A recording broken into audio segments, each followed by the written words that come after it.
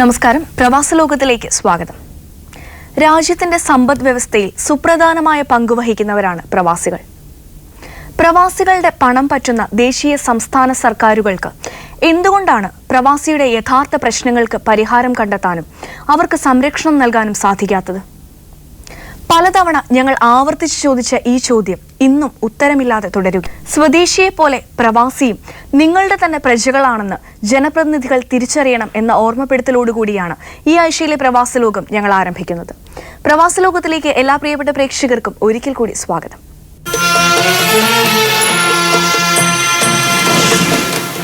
തുടർ ചികിത്സയ്ക്ക് നാട്ടിലേക്ക് പോകുന്ന ആൻഡ്രോയ്ക്ക് അസീർ പ്രവാസി സംഘം ടിക്കറ്റ് നൽകി. ഖമീസിൽ പ്ലംബിംഗ് ജോലി ചെയ്ത് വരികയായിരുന്ന ചാലക്കുടി സ്വദേശി ആൻഡ്രോ കഴുത്തിന് വേദനയെ തുടർന്ന് കഴിഞ്ഞ ഒരു മാസത്തെ ചികിത്സയ്ക്ക് ശേഷം തൊണ്ടയിൽ മുഴയാണെന്ന് കണ്ടെത്തുകയായിരുന്നു. അസീർ പ്രവാസി സംഘം Khamis east unit secretary Shoukath Ali Alathur ticket കൈമാറി.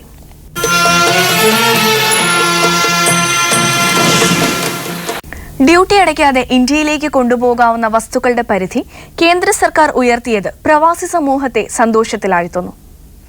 45,000 രൂപ വരെ വിലയുള്ള വസ്തുക്കൾ പ്രവാസി ഇന്ത്യക്കാർ, ഇന്ത്യൻ വംശജർ, ഇന്ത്യയിലേക്ക് എത്തുന്ന വിദേശികൾ എന്നിവർക്ക് കൊണ്ടുപോകാനാകും. ഇതുവരെയും കൊണ്ടുപോകാവുന്ന വസ്തുക്കളുടെ പരിധി 35,000 ആയിരുന്നു. ഇതോടെ 10,000 രൂപയുടെ വർധനവാണ് വരുത്തിയിരിക്കുന്നത്. ഇതോടൊപ്പം വിദേശങ്ങളിലേക്ക് പോകുന്ന ഇന്ത്യക്കാർക്ക് കൈവശം വയ്ക്കാവുന്ന ഇന്ത്യൻ രൂപയുടെ പരിധി 10,000-ൽ നിന്നും 25,000-ആയി ഉയർത്തിയിട്ടുണ്ട്. അതായത് 150% വർധനവ്. ചുരുങ്ങിയത് 6 മാസം താമസിച്ച് നാട്ടിലേക്ക് വരുന്ന പ്രവാസികൾക്ക് ഡ്യൂട്ടി അടച്ച് 1 കിലോ സ്വർണം കൊണ്ടുവരാം എന്നതിൽ മാറ്റം വരുത്തിയിട്ടില്ല. 2012 ഏപ്രിൽ 17 വരെ കൊണ്ടുവരാവുന്ന സ്വർണത്തിന്റെ പരിധി 10 കിലോഗ്രാം ആയിരുന്നു. 2012 ഏപ്രിൽ 18-നായിരുന്നു പരിധി 1 കിലോഗ്രാമായി കുറച്ചത്.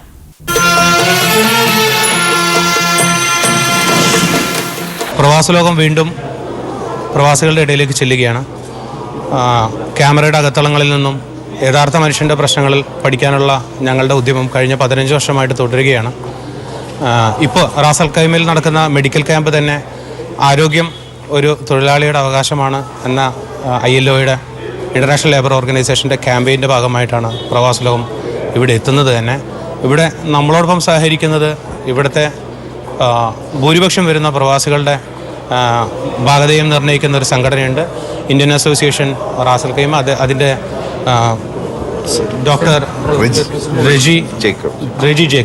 റെജി ജേക്കബ് നമ്മളോടൊപ്പം ഉണ്ട്. രാവിലെ മുതൽ ഇവിടേക്ക് നല്ല ജനത്തിരക്കായിരുന്നു. ഇത് കാണിക്കുന്ന ഇന്നത്തെ കാലത്ത് സാധാരണ ജനങ്ങൾക്ക് മെഡിക്കൽ ട്രീറ്റ്മെൻറ്റ് അഫോർഡ് ചെയ്യാനുള്ള പ്രയാസം, അത് ഓവർകം ചെയ്യാൻ വേണ്ടി ഇവിടുത്തെ ഇങ്ങനത്തെ സാമൂഹിക സംഘടനകൾ ഒന്നിച്ചു നിന്നുകൊണ്ട് ചെയ്യുന്ന ഒരു യജ്ഞമാണ് നിങ്ങൾ ഈ കാണുന്നത്.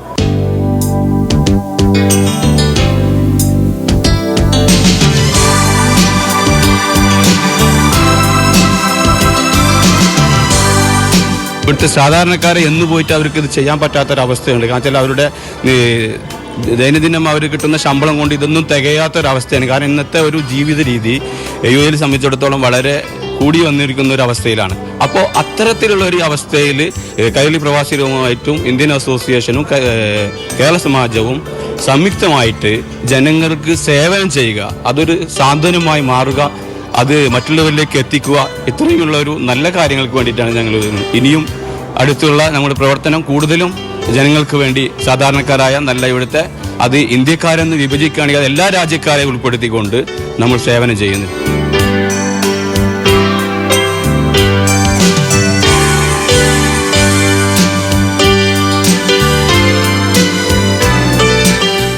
താങ്കൾ ദീർഘകാലമായിട്ട് പ്രവാസികളുടെ ഇടയിൽ ജീവിക്കുന്ന ഒരാളെന്ന നിലക്ക് എന്താണ് അവരനുഭവിക്കുന്ന ഏറ്റവും കൂടുതൽ അവർ ഫേസ് ചെയ്യുന്ന ഒരു പ്രശ്നമെന്ന് താങ്കൾ എന്തെങ്കിലും വിലയിരുത്തിയിട്ടുണ്ട്? ഉണ്ടെങ്കിൽ എന്താണത്?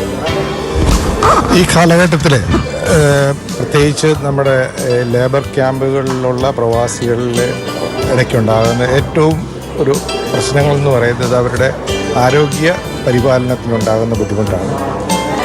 ഉയർന്ന ജീവിത രീതിയും മറ്റു പ്രശ്നങ്ങളും ഭക്ഷണക്രമങ്ങൾ ഇതെല്ലാം കാരണം ഉണ്ടാകുന്ന രോഗങ്ങളെ ഒരു ക്ലിനിക്കിൽ പോയി ഒരു ഡോക്ടറെ കാണുന്നതിനും മരുന്ന് വാങ്ങിക്കുന്നതിനും ഉള്ള ബുദ്ധിമുട്ടുകൾ കാരണം പലരും പല പ്രശ്നങ്ങളും അവർ തന്നെ ജീവിതത്തിൽ ഒതുക്കി പോകുന്നൊരു സാഹചര്യമാണ് ഉള്ളത്. നാട്ടിൽ പോകുമ്പോൾ ഡോക്ടറെ കാണാം എന്നുള്ള രീതിയിൽ, പ്രത്യേകിച്ച് ഇവിടെ ഒരു ക്ലിനിക്കിൽ പോയൊരു ഡോക്ടറെ കൺസൾട്ട് ചെയ്യുകയും മറ്റ് ടെസ്റ്റുകൾ നടത്തുന്ന ചെലവും ഒരു വിഷയമാണ്. അപ്പോൾ അങ്ങനെയുള്ളൊരവസരത്തിൽ ഇങ്ങനെയുള്ള ഒരു ക്യാമ്പിൽ വരികയും ഏതാണ്ട് എനിക്ക് തോന്നുന്നു ഇന്നിപ്പോൾ എല്ലാ ഡിപ്പാർട്ട്മെൻറ്റിലുള്ള ഡോക്ടർമാർ ഇന്നിവിടെ തന്നെയുണ്ട്. പ്രത്യേകിച്ച് AKMG all Kerala medical graduates association എന്ന് പറയുന്ന ഇവിടുത്തെ ഡോക്ടർമാരുടെ അസോസിയേഷനിലുള്ള എല്ലാ മെമ്പേഴ്സും എല്ലാവരും വളരെ സന്തോഷത്തോടു കൂടി ഇന്നിപ്പോൾ വെള്ളിയാഴ്ചയാണെങ്കിൽ എല്ലാവരും വന്ന് സഹകരിക്കുന്നുണ്ട്.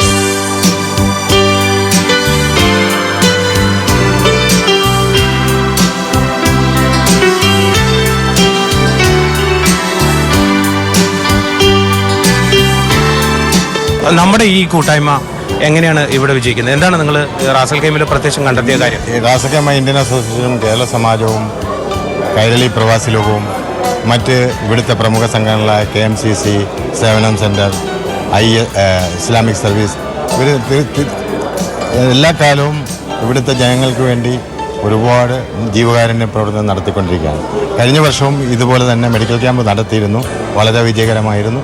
ഈ വർഷവും ഞങ്ങളങ്ങനെ ഇന്ത്യക്കാരെന്നോ മറ്റ് ദേശക്കാരെന്നോ ഒന്നും വ്യത്യാസമില്ലാതെ എല്ലാവർക്കും എന്നും സഹായഹസ്തങ്ങൾ നീട്ടുന്നവരാണ്.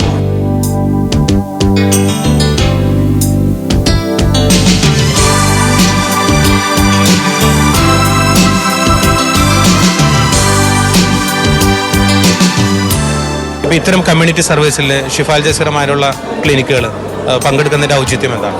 ഇന്നേ വരെ ഹോസ്പിറ്റലിലോ ക്ലിനിക്കിലോ കയറാൻ പേടി തോന്നുന്ന പല ആൾക്കാരുണ്ടാവും. അവർക്ക് ഇതിനെപ്പറ്റി ഈ രോഗമെന്തോ ഒന്നും ഒരു നിശ്ചയമില്ല. അവരാകെ ചെയ്യുന്ന ഫാർമസിയിൽ പോകും, എന്തെങ്കിലും വാങ്ങും. പനി ഒരു രോഗമാണെന്ന് ഒരു ഡോക്ടറും പറയില്ല. ഏതോ ഒരു രോഗത്തിൻ്റെ സിംറ്റം, ഏതോ ഒരു അതിൻ്റെ ഒരു മുന്നറിയിപ്പാണ് ഈ പനി എന്ന് പറയുന്നത്. അങ്ങനെയുള്ള സാഹചര്യത്തിൽ ഇങ്ങനെയുള്ള ക്യാമ്പുകളിൽ പല ആൾക്കാരും വന്ന് ആ രോഗത്തിനെ പറ്റി നിർണയം നടത്തുമ്പോൾ അത് എല്ലാ രോഗികൾക്കും എല്ലാ മറ്റേ പ്രവാസികൾക്കും ഇതൊരു ഉപകാരപ്രദമായിരിക്കും എന്ന് ഞാൻ ഉറച്ചു വിശ്വസിക്കുന്നു. ഇതിലെ ഈ ക്യാമ്പിൽ ഷിഫാൽ ജദീറ ഒരു ഭാഗമാവാൻ സാധിച്ചതിൽ ഞങ്ങൾക്ക് വളരെ സന്തോഷമുണ്ട്. My name is Ritesh. I am the unit manager for Astra Medical Center branch in Ras Al Khaimah. We are very happy that the unity of this Kerala Association people, we have supported in a lot of organization activities as well. So this activity gives us immense pleasure to come and join our hands to support the people of Ras Al Khaimah here. We are happy to be the part of this organization. ഒട്ടനവധി കാര്യങ്ങൾ KMCC 2-3 വർഷമായി നടത്തിക്കൊണ്ടിരിക്കുന്ന ഈ medical ക്യാമ്പിലും ഇപ്പോൾ സമാജം നടത്തുന്ന ഈ medical ക്യാമ്പിലും KMCC പ്രവർത്തകർ ഏറ്റവും കൂടുതൽ ഇവിടെ വളണ്ടിയേഴ്സായിട്ടും ഇതിൻ്റെ ഈ ആരോഗ്യരംഗത്ത് പ്രവർത്തിച്ചുകൊണ്ടിരിക്കുന്ന ഒരു പ്രവർത്തകരാണ് എന്നുള്ള അഭിമാനം ഞങ്ങൾക്കുണ്ട്.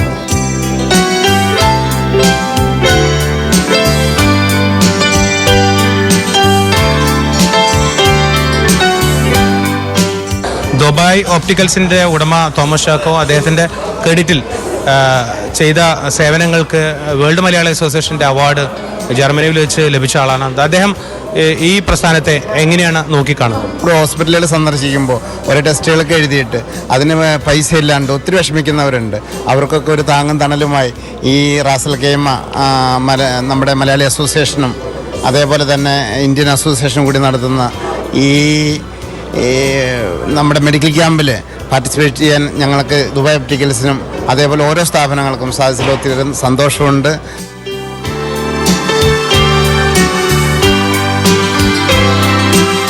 ഏകദേശം 15ഓളം വളണ്ടിയർമാർ രാവിലെ തന്നെ ഇവിടെ സജീവമായിട്ട് ഇവിടെ പ്രവർത്തന രംഗത്തുണ്ട്. ഇത്തരം മഹത്തായ ആരോഗ്യ മെഡിക്കൽ ക്യാമ്പുകൾ ഒരുവിധം ആളുകളിലേക്കൊക്കെ എത്തിക്കാൻ സമാജത്തിൻ്റെ ആളുകൾക്ക് പറ്റിയിട്ടുണ്ട്. ഇത്രയും എല്ലാവിധ നല്ല പ്രവർത്തനങ്ങൾക്കും ഇന്ത്യൻ കൾച്ചർ സൊസൈറ്റിയുടെ ഭാഗത്തു നിന്നുള്ള എല്ലാ പിന്തുണയും സമാജത്തിനും ഇന്ത്യൻ അസോസിയേഷനും നമ്മൾ അറിയിക്കുകയാണ്. പ്രവാസലോകം കേരള സമാജം ഇന്ത്യൻ അസോസിയേഷൻ നടത്തുന്ന ഈ ക്യാമ്പിൻ്റെ ഏറ്റവും വലിയ വിജയം സ്വകാര്യ രംഗത്തു നിന്നുള്ള ഹോസ്പിറ്റലുകൾ സൗജന്യമായിട്ട് ഈ കമ്മ്യൂണിറ്റി സർവീസിന് വേണ്ടി തയ്യാറായി എന്നുള്ളതാണ്. അതിലൊന്നാണ് റോയൽ മെഡിക്കൽ സെൻറ്റർ. ഈ കേരള സമാജം ഈ പരിപാടി ഓർഗനൈസ് ചെയ്തതിൽ ഞങ്ങൾക്ക് വളരെ സന്തോഷമുണ്ട്. ഇത് നാട്ടുകാർക്ക് ഉപയോഗമാവുമെന്ന് ഞങ്ങൾ കരുതുന്നു. ക്യാമ്പിൻ്റെ ഏറ്റവും വലിയ വിജയം എന്ന് പറയുന്നത് മിനിസ്ട്രി ഓഫ് ഹെൽത്തും മിനിസ്ട്രി ഓഫ് ലേബറും സ്വകാര്യ ക്ലിനിക്കുകളും 9ഓളം സ്വകാര്യ ക്ലിനിക്കുകളും ഈ ക്യാമ്പിൽ സജീവമായി സഹകരിക്കുന്നു എന്നതാണ്. ഈ മിനിസ്ട്രി ഓഫ് ഹെൽത്തിൻ്റെയും മിനിസ്ട്രി ഓഫ് ലേബറിൻ്റെയൊക്കെ സഹകരണം നമുക്ക് ലഭ്യമാക്കുന്നത് സമാജത്തിൻ്റെ സജീവ പ്രവർത്തകനായ അനിൽകുമാറാണ്. അദ്ദേഹം ഒരു ഹെൽത്ത് വർക്കർ തന്നെയാണ്. എന്താണ് മിനിസ്ട്രി ഓഫ് ഹെൽത്തിൽ നിന്നും മിനിസ്ട്രി ഓഫ് ലേബറിൽ നിന്നും നമുക്ക് കിട്ടുന്ന പരിഗണന എന്താണ് ഈ ക്യാമ്പിനെ കുറിച്ച്? ഈ ഒരു ക്യാമ്പ് ശരിക്ക് നമ്മുടെ താഴെ തട്ടിലുള്ള ആൾക്കാർക്ക് വളരെ ഗുണകരമാണ്. നമ്മളത് മുമ്പും ചെയ്തിട്ടുണ്ട് എങ്കിൽ തന്നെയും അവർക്ക് സാധാരണ മെഡിസിനും ഒത്തിരി ആൾക്കാർക്ക് ബ്ലഡ് ചെക്കപ്പ് ഡോക്ടേഴ്സിനെ കാണാനൊക്കെ വളരെ സഹായമായ കാര്യമാണ്.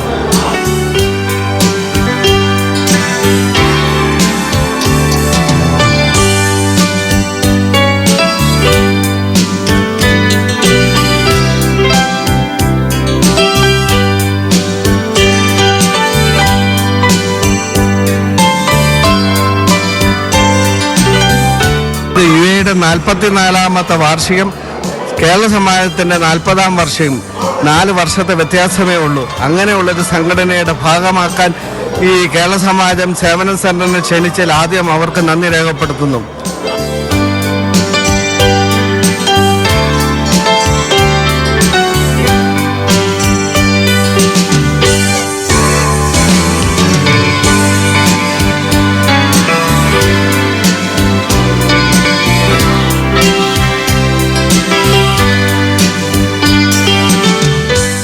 നിസ്സാര ശമ്പളത്തിന് ജോലി ചെയ്യുന്ന ധാരാളം ആൾക്കാർ ഇവിടെ ഉണ്ട്, കൺസ്ട്രക്ഷൻ മേഖലകളിലൊക്കെ. അപ്പം അങ്ങനെയുള്ളവർക്ക് നമ്മളുടെ സാമൂഹിക സംഘടനകളായ KMCC, കേരള സമാജം ഒക്കെ ഒത്തിരിയും സേവനങ്ങൾ ചെയ്യുന്നുണ്ട്. അവരാണല്ലോ ഇപ്പോൾ ഈ ക്യാമ്പ് ഇവിടെ നടത്തുന്നത്. അത് വളരെ മനുഷ്യത്വപരമായൊരു സമീപനമാണ്. സാധാരണക്കാരായ തൊഴിലാളികൾക്ക് അത് വളരെ അനുഗ്രഹകരമാണ് എന്ന് ഞാൻ വിശ്വസിക്കുന്നു.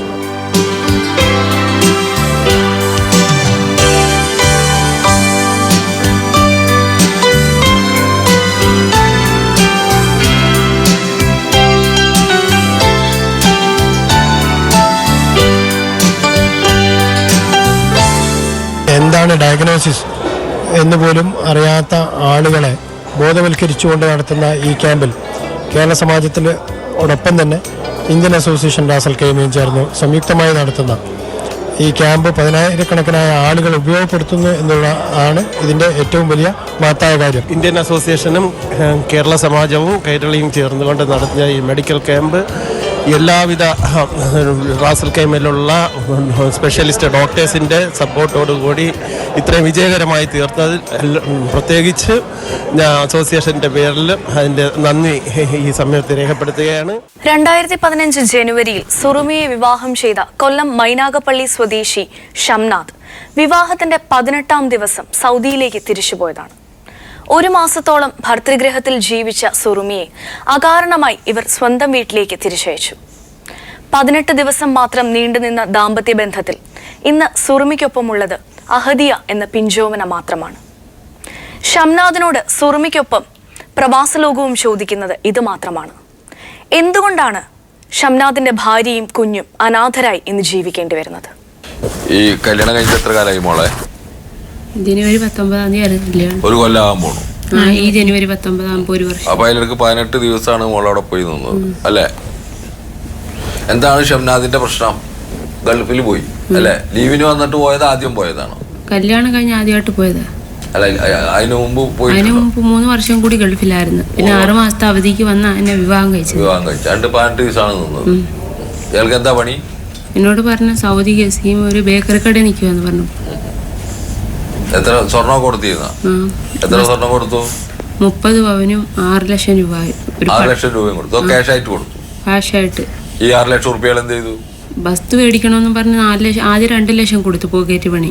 പിന്നെ 4 ലക്ഷം മേടിച്ച്. പിന്നെ ഒരു പൾസർ കൊടുത്ത്. പിന്നെ ഒരു കണ്ണാടിയലമാരി കൊടുത്തു. തടിയുടെ അവിടെ കൊടുത്തു. നല്ല വാതിലിന് കൊണ്ടുപോയി. അതൊക്കെ അവരെടുത്തു. കൊടുത്തോ? എടുത്തു. ഒന്നും ബാക്കി വന്നില്ല? ഇല്ല. എന്താ പറഞ്ഞ അവര്? അവര് പറഞ്ഞ എനിക്ക് നീ നിന്റെ വീട്ടിൽ പോയി എന്റെ മോന് നിന്നെ ഇനി വേണ്ടാന്നാ പറയുന്നത്. എന്താ കാരണം? വേണ്ടാന്നാ പറയുന്നത്. എന്താ കാരണം? കാരണമൊന്നും അവര് പറയത്തില്ല. ഷംനാഥ് എന്ത് പറയണ? എല്ലാ കൂട്ടുകാർത്തൊക്കെ പറയുന്ന തലയെ വെച്ച് കെട്ടിയാൽ ഇനി എനിക്ക് അവിടെ വേണ്ട എനിക്ക് അവിടെയൊക്കെ സുന്ദരി പെണ്ണുങ്ങളെ കിട്ടുമെന്നാ പറയുന്നത്. അതെ. കാശ് തിരിച്ചു തരുമോ? അറിയത്തില്ല. അത് പറഞ്ഞ കാശ് എന്താ പറയാത്തത്? നമ്പർ തന്നെ തന്നിട്ട് പോയത് തന്നെ കട്ടാക്കി, വിളിക്കുമ്പോൾ കിട്ടത്തില്ല. മാർച്ച് 16-ാം തീയതി വിളിച്ചത് തന്നെ. മാർച്ച് 16-ാം തീയതി അവസാനമായി. 8 മാസമായിട്ട് വിളിച്ചിട്ടില്ല. ഇയാൾക്ക് വേറെ പെണ്ണുണ്ടോ? അതെനിക്ക് അറിയത്തില്ല. ഈ ഉമ്മ ഈ ഷംനാദിക്കാടെ വാപ്പ 3 വിവാഹം കഴിച്ചിട്ടുണ്ട്. പാരമ്പര്യമാണ്. ആദ്യത്തെ വിവാഹം കഴിച്ചതിലുള്ള ഈ ഷംനാദിക്ക, രണ്ടാമത്തെ അന്വേഷിച്ചില്ലേ? അതെ ഈ ഞങ്ങൾ എനിക്ക് 3 പിള്ളേര്. അതിലൊന്നത് ഇത് ഇളയ മോള്, രണ്ടാമത്തെ ഒരു മോനെ ഹാർട്ടിന്റെ അസുഖം. മൂത്തതാ? ഇതിന്റെ മൂത്തൊരു പെൺകൊച്ച്, അതിനെ കെട്ടിച്ച്. അപ്പൊ ഇത് ഇത്രയും സ്വർണ്ണം കൊടുത്ത് വസ്തു വിറ്റ കിടപ്പാടം വിറ്റിട്ടാ കെട്ടിച്ച്. അത് അബ്ദുൽ നാസർ മഹദീനയുടെ കൊച്ചാപ്പാടം മോനാന്ന് പറഞ്ഞപ്പോ ഞങ്ങളുടെ ബന്ധുക്കളൊന്നും, ഞങ്ങളെ കെട്ടിയവർക്ക് സുഖമില്ലാത്തയാ, ഭർത്താവിന് സുഖമില്ലാത്ത കൊച്ചാപ്പാടം മോനാണത്. അവരെ ബന്ധുക്കളും കുടുംബക്കാരും. അപ്പൊ അവര് നല്ല അവരെ ബന്ധുക്കളായും കൊണ്ട് അവരെ തിരക്കിയില്ല. ഞങ്ങളുടെ ഭർത്താവിൻ്റെ വീട്ടുകാരാ കൊച്ചിനെ തിരക്കി കെട്ടിച്ചത്. അതിനിപ്പം നല്ല സ്വഭാവമായിരിക്കുമല്ലോ, അബ്ദുൽ നാസർ മഹദീനയുടെ ബന്ധുക്കളാകുമ്പോൾ നല്ല സ്വഭാവമായിരിക്കുമല്ലോ എന്ന് ഇവർ തിരക്കിയില്ല. തന്ത പെണ്ണ് പിന്നെ അറിയുന്ന കല്യാണം കഴിഞ്ഞ് ഗൾഫിൽ പോകുന്ന അന്ന് തന്നെ ഞാനിവിടെ എയർപോർട്ടിൽ വന്നത്. അപ്പോൾ ഞാൻ 30 കിലോ സാധനവും കൊടുത്തു വിട്ടു. അന്ന് തന്ത 3-ാമത്തെ കെട്ടിയതിൽ 3-ാമത്തെ തള്ള അന്നേരപ്പോഴാണ് പറഞ്ഞ തന്ത 3 കെട്ടിയതാണ്. അതുവരെ ഞങ്ങൾ അറിഞ്ഞില്ലായിരുന്നു. ഇക്കാട് ഉമ്മ ഇട്ടിട്ട് പോയാ, രണ്ടാമത്തെ ഉമ്മ ഇട്ടിട്ടു, ഇത് 3-ാമത്തെ ഉമ്മ. എനിക്ക് ആഹാരം പോലും തരത്തില്ലായിരുന്നു ഗർഭിണിയായിട്ടിരുന്നപ്പം. ഇക്ക വിളിച്ച് പറയും കുഞ്ഞിനെ കൊണ്ട് എനിക്ക് വേണ്ട, നശിച്ച സന്തതി വേണ്ട എന്ന് പറയും. ഉമ്മ അടുത്ത് ഓരോ മരുന്നുകൾ വിളിച്ചു പറഞ്ഞു കൊടുക്കുക, അവക്ക് കൊണ്ട് കൊടുക്ക്. അത് ആരാണ്ട് കൂടെ അങ്ങ് പോയി. വീട്ടിൽ പറഞ്ഞ ഉമ്മ മരിച്ചു പോയെന്നാ പിന്നെ അറിയുന്നത്. വാപ്പ പിയൂണാന്നാ പറഞ്ഞത്, ആക്രി കച്ചവടാ വാപ്പായിക്ക്. വാപ്പ മോശമായ രീതിയിലാണ് എൻ്റെ അടുത്ത് പെരുമാറുന്നത്. ബാത്റൂം തുറന്നിട്ട് മോശമായ രീതിയിൽ എൻ്റെ അടുത്ത് പെരുമാറും. എൻ്റെ റൂമിലെ പാരയൊക്കെ കൊണ്ടുവെക്കുകയൊക്കെ ചെയ്യുന്നത്. ഈ 3-ാമത്തെ ഉമ്മയുടെ ഒരു മകനുണ്ട്. ആ മകൻ പറഞ്ഞ എൻ്റെ അടുത്ത് ടൈലിൻ്റെ മണ്ടയ്ക്ക് ഉടുവസ്ത്രമൊന്നും ഇല്ലാതെ മഞ്ഞപ്പൊടിയും തേച്ച്. ഇക്കാടുത്ത് ഇതൊക്കെ പറയുമ്പോൾ പറയുന്നത് നീ അഡ്ജസ്റ്റ് ചെയ്ത് വേണമെങ്കിൽ അവിടെ നിന്നാൽ മതി, അല്ല നീ എൻ്റെ വീട്ടിൽ പോയിക്കോളാൻ പറയും. അതെല്ലാം ഞാൻ സഹിച്ചു. എന്നെ അടിക്കുകയൊക്കെ ചെയ്യുമായിരുന്നു സാറേ. 18 ദിവസത്തിനുള്ളിൽ കിടപ്പാടം വിറ്റ് കെട്ടിച്ചതുകൊണ്ട് ഞാൻ വീട്ടിലൊന്നും പറഞ്ഞില്ലായിരുന്നു ഇതൊന്നും. കൈയെല്ലാം കുത്തി ഒടിച്ചു. നല്ല വാഹനം പോയപ്പം കൈയെല്ലാം കുത്തി ഒടിച്ചു. ശ്രീധന എപ്പോഴും വീട്ടിൽ പറയും, ശ്രീധന നീ മേടിച്ചോണ്ട് പോവാന്ന് പറഞ്ഞിരിക്കും. എന്നിട്ട് എന്നോട് പറഞ്ഞായിരുന്നു, നീ ഞാൻ ഉപേക്ഷിക്കുവാ, നീ കായലിലാണ് എടുത്ത് ആടണം, നീ എന്നെ നോക്കിയൊന്നും ഇരിക്കല്ല്, എനിക്ക് നിന്നേക്കാൾ നല്ല പെണ്ണുങ്ങളെ കിട്ടുമെന്നാണ് എൻ്റെ അടുത്ത് പറയുന്നത്. ജമാഅത്തുകാരങ്ങനെ ആ ജമാഅത്തിൽ പോയപ്പോൾ അവരൊക്കെ പറയുന്നത് പന്ന ആളുകൾ ഇവർക്കൊക്കെ കെട്ടിച്ചു കൊടുക്കുമെന്നാണ് ചോദിക്കുന്നത്. അവരിങ്ങോട്ട് അടുക്കത്തതുമില്ല, ആ ജമാഅത്തിലോട്ട് തന്നെ അടുക്കത്തതുമില്ല. ഞങ്ങൾ പോലീസിലൊക്കെ പരാതി കൊടുത്ത് വിളിക്കണമെന്ന് പറഞ്ഞിട്ട് വിളിച്ചതൊന്നുമില്ല.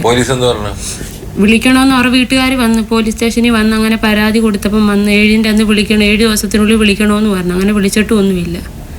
കൂട്ടുകാരെ ഇക്കാടെ കാണുമ്പോൾ ഇക്ക എന്ന് വരും. ഇപ്പോഴൊന്നും വരത്തില്ല, 10 വർഷമൊക്കെ കഴിഞ്ഞേ വരത്തുള്ളൂ. ഇനി വേണ്ടാന്നാ പറയുന്നത് നിന്നെന്ന് പറയും. ഞങ്ങൾ ഇവര് പറഞ്ഞു കേട്ടിട്ടാണ്, നിങ്ങളുടെ ഭാഗം ഞങ്ങൾ കേട്ടിട്ടില്ല. അത് സത്യ.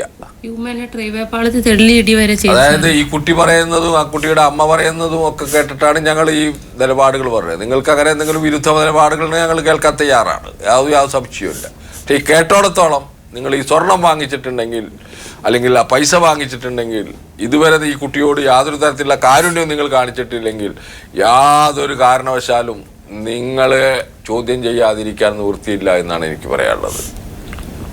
പ്രവാസലോക പ്രവർത്തകർ സൗദി അറേബ്യയിൽ ഒരുപാട് ആളുകളുണ്ട്, ഒരുപാട് ജനങ്ങളുണ്ട് ഞങ്ങളെ സ്നേഹിക്കുന്ന. അവരോടൊക്കെ പറയാനുള്ളത്, ഈ അനീതിക്കെതിരെ ശക്തമായിട്ട് അന്വേഷണം നടത്തണം. ആ അന്വേഷണത്തിൽ ഷംനാദ് കുറ്റക്കാരനാണെങ്കിൽ അദ്ദേഹത്തെ കൊണ്ട് ന്യായമായ രീതിയിൽ പരിഹാരം ഉണ്ടാക്കാൻ ശ്രമിക്കണം. ആ പൈസ തിരിച്ചു കൊടുക്കണം, സ്വത്തും.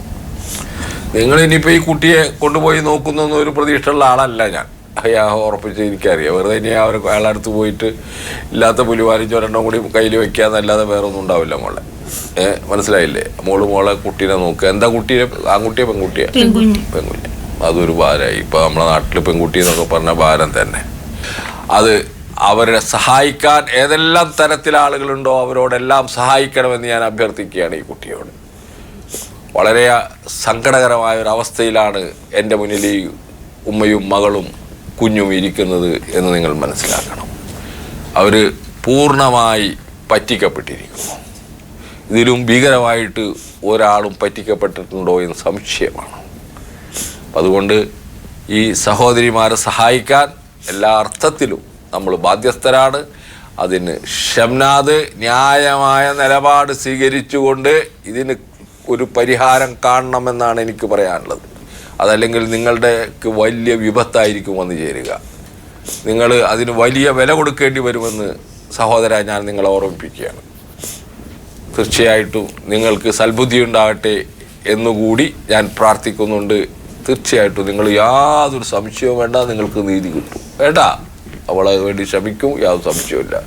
സൗദി അറേബ്യയിലെ നമ്മളെ വളരെ വലിയ മനുഷ്യരുണ്ട്, ഒരുപാട് ആളുകളുണ്ട്. അവർ ഷംനാദിനെ കണ്ട് സംസാരിച്ച് കാര്യങ്ങൾക്ക് ഒരു സ്ഥിതി ഉണ്ടാക്കും. സഫിയ സമാധാനമായിട്ട് പോകും, നമുക്ക് പരിഹാരം ഉണ്ടാക്കാവുന്ന പ്രശ്നമാണ്. പൊക്കോളാം. പ്രവാസ ലോകത്തിന്റെ മറ്റൊരു അധ്യായത്തിലൂടെ വീണ്ടും കണ്ടുമുട്ടാം. നന്ദി, നമസ്കാരം.